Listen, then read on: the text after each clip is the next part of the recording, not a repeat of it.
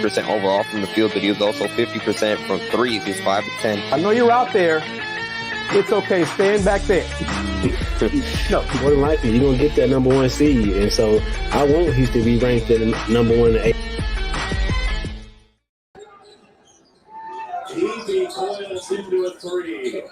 Welcome in to Let's Rage Coogs. Another edition. Coogs just got another dominating victory over Jackson State. As Andy joins us here shortly, but another dominating win for the Cougars. Led by Emmanuel Sharp, career high 25 points. Houston, 89-55. Oh, Andy, you back with us? Yes, sir. Sorry, cut off. Though I don't know if it was a Wi-Fi or anything that had a lag there for a second. But Dayon, like you were just talking about, we're coming off the heels. Houston's 10th straight win to open up the 2023-24 season. Houston now improves to 10-0 on the year. They're 10 out of 10. And like Bugged Out is typing on YouTube or is commenting on YouTube, they Houston Cougars need the Toyota Center filled with red, which is going to be their next game, which will be next Saturday, next weekend at the Toyota Center. And quite frankly, which is going to be the biggest challenge left in the non-conference schedule, at least on paper, and that's against the top 25 team in the Texas A&M Aggies that everyone is excited about. But before we get too ahead, I'd like to thank each and every single one of you guys for joining us here for Let's Rage Coogs, presented by the Saxenian Family. Of course, we also like to say thank you to our secondary sponsor, in Star Pizza, with 3 locations across the Houston area. Star Pizza is your go-to stop before or after the game. Be sure to stop by any of their locations every Tuesday during lunch for an all-you-can-eat pizza buffet. Star Pizza, as always, has free delivery since 1976. Dayon, I think you were about to touch on it before I jump back on. Emmanuel Sharp, his performance, I mean, we've seen it so much, but his release is always a beauty to watch, and he had his shot going today. A career high for him, 25 points with the U of H Cougars. He got it going in the second half. He did. He continues to develop to more than just a shooter. And I think Houston is going to need him to do that. I think as the season goes on, it's going to be often times where they're starting to line up with him and LJ Choir. They need Emmanuel to be more just a shooter and a scorer, because honestly, really Jamal is really the only other player with that lineup that can have the ball in his hands and go create a shot without a screen or without a ghost screen or without any different type of motion. And so he had a stellar, Mr. Consistent. I mean, game in and game out so far this season, whether he's making his threes or not, he's had an impact on the game. His defense, his ability to get to the free throw line. I'm really loving the development from what I'm seeing from Emmanuel Sharp. Yeah, Mr. Consistency, he exploded today offensively, but of course he wasn't alone. LJ Choir is right up there with him when it comes to the expectation, the standard that he's kind of set over the course of the last few games. He was the second leading scorer behind Sharp. He had 21 points. Didn't necessarily shoot well from the field when you look at his numbers, but continues to be able to be, again, that extra versatile player. Was able to get to the free throw line with 6 for 7 in a game that was chippy at times. It was very there was a lot of stoppage in terms of some fouls and even technical fouls. I think there was a total of 4 technical fouls around in that area that were called in this game. So give credit to Jackson State and under head coach Mo Williams. They came out, they gave Houston everything they wanted in that first half and more. And I mean, Kelvin Sampson was not happy at halftime, and assistant Kellen Sampson also talked about saying that the Houston Cougars always have the toughest team wins. And Kevin Sampson in the ESPN Plus broadcast interview said that Jackson State was the tougher team in that first half. Completely changed in the script in the second half for Houston. They put up 52 points, and until the very end, they had held Jackson State to just under 20 points for that half. And then towards the end, Jackson State kind of got a late flurry once the game was well in hand. But Houston showed their fight. They showed their toughness in that second half. That first half, Jackson State was the more aggressive team, especially on the rebounding. It was tied in the rebounding at halftime. Houston ended up almost doubling, or I think they did double Jackson State by the rebounding margin. But just their athleticism, I think that's something Houston will be able to Houston would benefited from playing Jackson State is seeing the athleticism that they play with the aggression. Because that's one of the few teams that can match Houston athletically, but they didn't have the size and the depth for a full game to be able to compete with Houston. That's why Houston was able to pull away. And so I know the score was lopsided, but their first half, we give Jackson State a lot of credit for really, really fighting. And that's why I really noticed with Houston, with these, and have to insert Damian Dunn because he's one of the other few players outside of Jamal that can get you an isolated bucket and create off the dribble where you don't need a screen or any type of action. And so they play better competition. I think Houston will struggle certain at times. And as I watch this game, of course they were going to beat Jackson State. So it's not really a lot to take away in regards to how they dominated them. In regards to their defense, is really just weigh them down. Big 12 basketball, as one would say, for other sport. Yeah, Houston just played Big 12 basketball, and they had more bodies, they had more depth, and that played into factor in the second half. What I was going to bring up to your point, Dayon, absolutely, it was a complete, they dominated the rebounding battle in that second half, 28-6 in advantage of the Cougars in that second half. Jackson State had six rebounds that second half. That's incredible, and like you pointed out, they were dead even at halftime. Both teams had 19 apiece, and obviously that Houston finished the game with 47 rebounds, almost doubling Jackson State. But that's just a phenomenal mark right there, where they were able to batten down hatches again, flex their muscles. They played Big 12 basketball in that second half. They did, and I'm sure Coach Sampson. And they heard from Coach Sampson because Kellen at the halftime, like you mentioned, what he said, the tougher teams win. In the first half, Jackson State came out with the tougher, the more aggressive team, and everyone attacked the glass in that second half, and they was able to control the boards and then really help them open their pace and control the pace, get out in transition, and not have to go against a half court set defense time and time after possession. And so the defense and the ability to pass ahead to get out of transition really helped them open up the lead. And I think with this team, they have so many ball handlers. They should look to play in transition even more. I think one of the few players who finally had a kind of got off the snide and really hasn't been able to get into a rhythm of playing well is Malik Wilson. He had 10 points, and he's going to be vital because he's one of the other ball handlers people that can initiate Houston offense, as well as, just initiate Houston offense when Jamal is either tired or foul trouble or anything like that. Yeah, most definitely. Today, Malik Wilson got good runs in, like you mentioned, got up to 10 points. But I think to that point, there still hasn't necessarily been that key backup point guard when Jamal Shed does get tired or if he does get in foul trouble.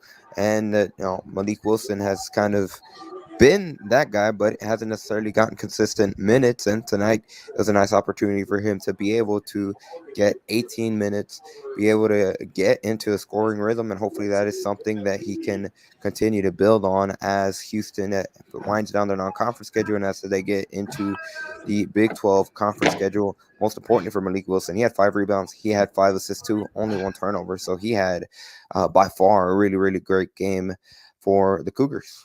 And he was aggressive. It was oftentimes when he got inside the paint, which he could do really well. He didn't look to score. This time he looked to score. It's 5-9 from the field, and him being aggressive, looking to take those shots. I think Houston was going to need that. And as conference getting played, really their next game against Texas A&M, who has really, really good guards and has the depth, and they play pressure basketball. They want to press you, and they want to, similar to Houston, kind of speed you up defensively. And so I'm looking forward to that matchup. So Houston really, really get a good test, probably their best test this season. Yes, sir. Certainly in non-conference play. Real quickly, we'd like to remind everybody that they are watching and or listening to Let's Rage Coogs presented by the Saxenian Family. Let's Rage Coogs, the unofficial Houston post-game show for football and men's basketball. And we'd like to add down the original as well. Of course, we also like to say thank you to our secondary sponsor, and that is Star Pizza with 3 locations across the Houston area. Star Pizza is your go-to stop before or after the game. Be sure to stop by any of the locations every Tuesday during lunchtime for an all-you-can-eat pizza buffet. Star Pizza, as always, has free delivery since 1976. On the topic of Malik Wilson, the guard, this was a really strong showing for the guards against Jackson State, and I think that's something where, just in terms of the personnel for the Tigers, is something that Houston was able to exploit in this matchup. But we talked about Cryer, we talked about Sharp, obviously we just talked about Wilson, but Jamal Shed Same thing, 9 points, 6 assists, only 2 turnovers. Terrence Arsenal let it fly a little bit towards the end of the second half as well. Yeah, Terrence did let it go, but Jamal just steady. He's really the engine of this team defensively. He jump starts their pressure with the way he pressures the basketball, and offensively, he did a good job of really penetrating, getting inside, creating for others, and that's really what he does best. Although he did, I think shooting the ball is really primarily from three, and he missed a lot of floaters and mid-range shots that he normally makes. But the way teams are going to guard him on that pick and roll, they're going to dare him to shoot it. Oftentimes, they go under the screen, and that opens up his three-point shot. He has to show that he can make that, and that's pretty sure what scouts told him looking forward for the next level. But today, he played a good game, especially defensively. His pressure, the way they was able to take away Jackson State best player, I believe Evans, was really impressive. Yes, and again to kind of reiterate the second half turnaround, Jackson State shot 45% from the field at half. They were shooting 45% from the field at halftime. In the second half, that fell all the way to 38%. Meanwhile, Houston, they were struggling in the first half, shooting just above 40, or just above, I should say, 34%, and they picked that up to 51%. Again, a tale of two halves for Houston. Now, when it comes to the Cougars, by the way, we kind of mentioned Terrence Arsenal, but 10 rebounds as well, so his strong rebounding continues, and I think he's continuing to string together to a couple of strong performances. But what I was gonna say, when it comes to the Cougars, they're sitting at 10-0, winding down non-conference play, the biggest test upcoming in Texas A&M. Now, for you, what are you really looking forward to seeing from the Cougars in this upcoming matchup against the Aggies? Really, their ability to score in a half court set. I think that's something that they're going to need to get better at and executing the half court set. They really don't have a dominant low post score like they've had in years past, and so it's primarily a guards game. Jamal Shed, he will have the ball in his hands, and I think they will really lean on him a lot. So just when they play against a team who has the can match them with their guards and their depth in their guards, it's going to come down to who can score and beat their one-on-one matchup. And that's what I'm looking to see.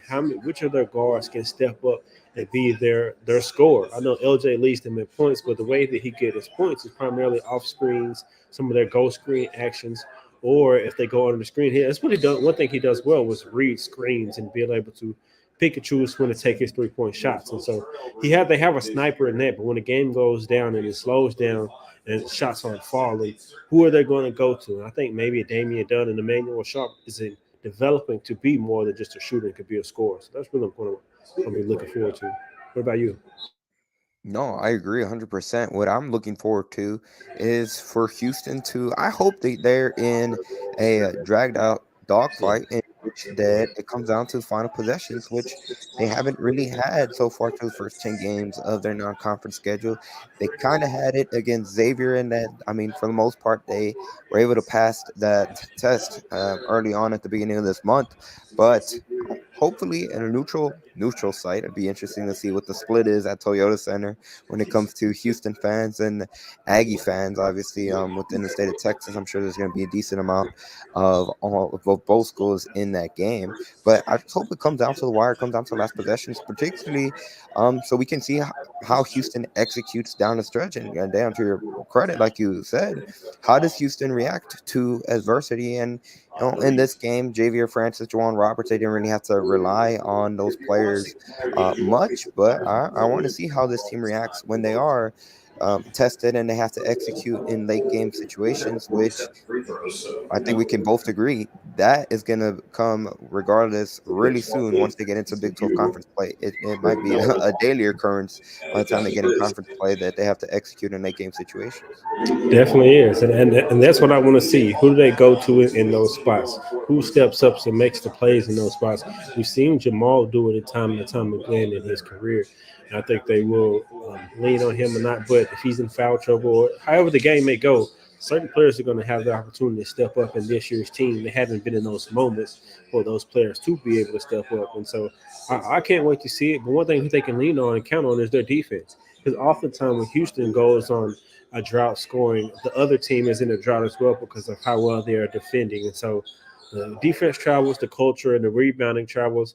And oftentimes I want to see how they rebound against high level competition too. Because early on in some of these games, it's been even close at the half, and some of them it's been close when they finish. And so, can they sustain this high level of rebounding against better competition in conference play as well?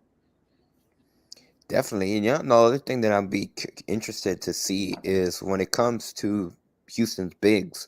Um, they're a little bit thin up front. I'm curious to Yep. see what happens if a Jawan Roberts, if a Javier Francis gets in foul trouble, and then JoJo Tugler has to step in, or what if two bigs get in foul trouble? Or what's kind of the lineup that Houston goes to? I think we've seen it in stretches where it might be a Terrence Arsenal has to go down to the four, and again, the different lineups and see how Houston reacts in situations that just have not been in often through the first 10 games of their non-conference schedule.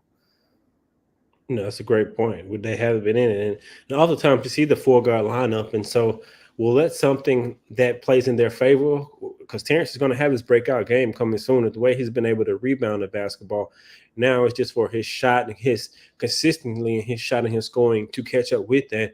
And then I probably you'd be more comfortable in those four guard sets because he can rebound and he can defend. And most teams don't have two bigs; they most have one big and a stretch four. And so I can't wait to see.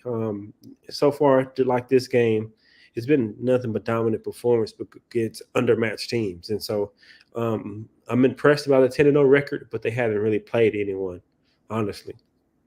But they've taken care of business, but I think we agree as they start to wind down their non-conference play. They have three non-conference games left in the schedule. Obviously, Texas A&M, the big challenge. Then they play Texas State that Thursday, and they wrap up non-conference play on the second and last day of 2023. Hard to believe that the year is almost over. They'll be taking on Penn on December 30th, and then they open up Big 12 play on January 6th against West Virginia at home. So, whether they're ready or not, those conference games and those tests are going to come pretty soon. Go ahead, Dan. We're going to say something. Yeah, Penn is going to be a tough test too. I watched their game against Kentucky today, and they won I believe, the second or top two in 3-point shooting, and the way they share the basketball and cut. That's going to be a very intriguing game. I think Penn will give them a good test. They can really shoot and they can really score. They move without the basketball really well too. Yes, sir. That'll be definitely something a game to be keep an eye on. What I was gonna say is I'd like to say thank you to our secondary sponsors for today's episode in Star Pizza, with 3 locations across the Houston area. Star Pizza is your go-to stop before or after the game. Be sure to stop by any of their locations every Tuesday during lunch for an all-you-can-eat pizza buffet. Star Pizza, as always, has free delivery since 1976.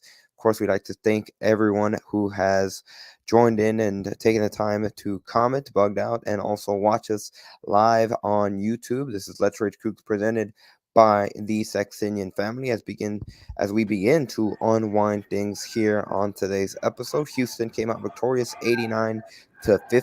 They outscored Jackson State 52-26 in the second half, so they literally doubled them in that period. But we touched on Arsenal, we touched on shit, we touched on Crier, kind of touched on the front court. But Dan, I want to get your thoughts on Francis and Roberts combined in this game against Jackson State. Now, again, it very well it's just the way the game played out and what Jackson State was doing. But between the two, they only had 3 shots. They went 2 for 3 from the field. What are your thoughts on that in terms of how that turned out from the big man for Houston? Yeah, I'm surprised because with last game we saw a conscious effort to get JVA touches on the block, and normally it's either one of them, mostly J1. And so surprised it was a concerted effort to get them touches on the block, being that they have the size advantage against a smaller Jackson State.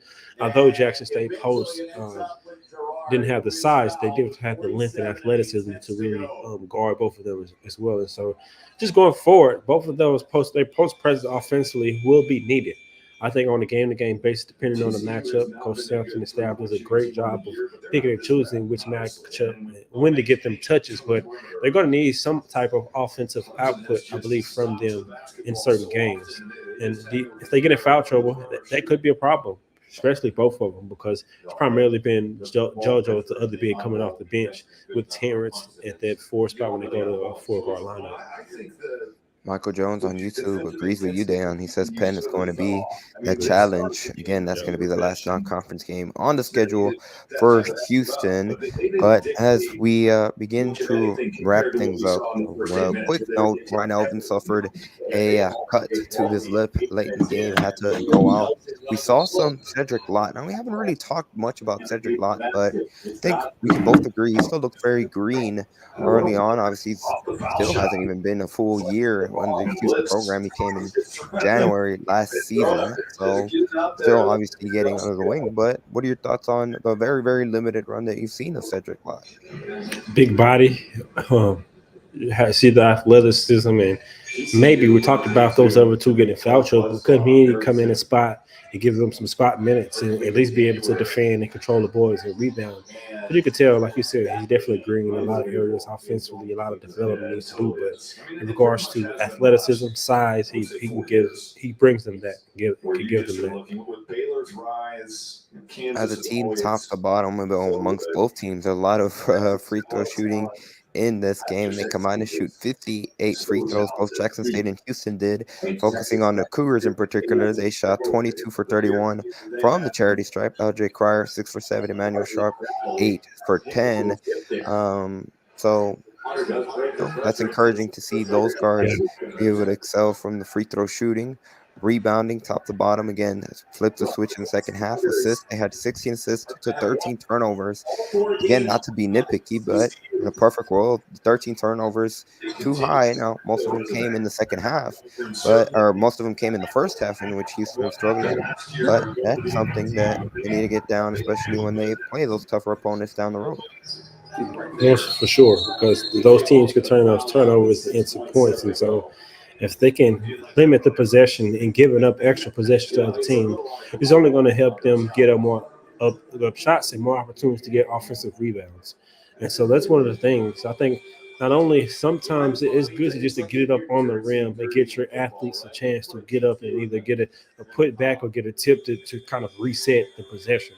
And Houston does a good job of that, and so I'm looking forward going forward.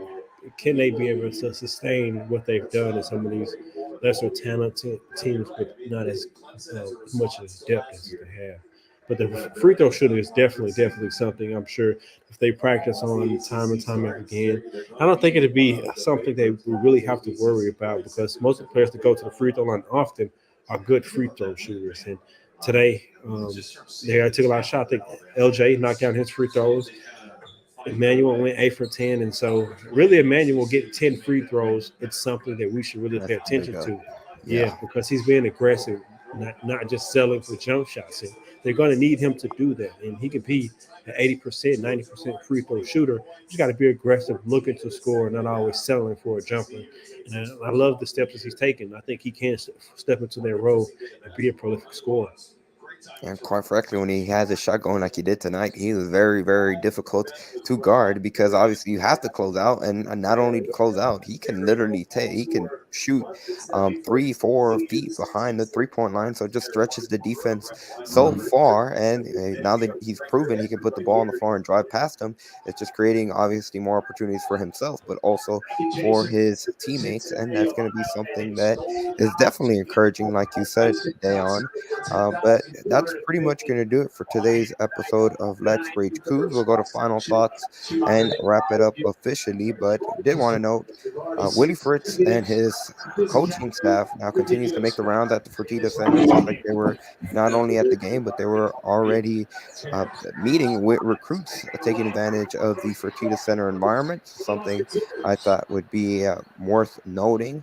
People can find me on X, formerly known as Twitter, at _5. Most importantly, if you're watching us on YouTube and or the Potsdam Jamma, or if you're watching us on the Houston Ramba Review YouTube channel or the Potsdam Jamma YouTube channel and or X, be sure to hit the subscribe button, leave a like, and or hit the follow button on x.com. If you're listening to audio only, be sure to make us a part of your daily routine. And with that being said, Dan, I'll toss it over to you. Where can people find you and any final thoughts? Another impressive game by Houston. and being able to dominate against a superior team. You can follow me on all social media platforms like it showed on the screen at Dayon Dunlap. We appreciate everyone took the time with their Saturday to join us, comment, and just watch us and participate in this edition of Let's Rage Coogs. Looking forward to their next matchup. We get quite a bit of a break before they take on Texas A&M. I know the Cougs will be ready, and I'm looking forward to the matchup. But as always, let's go Cougs.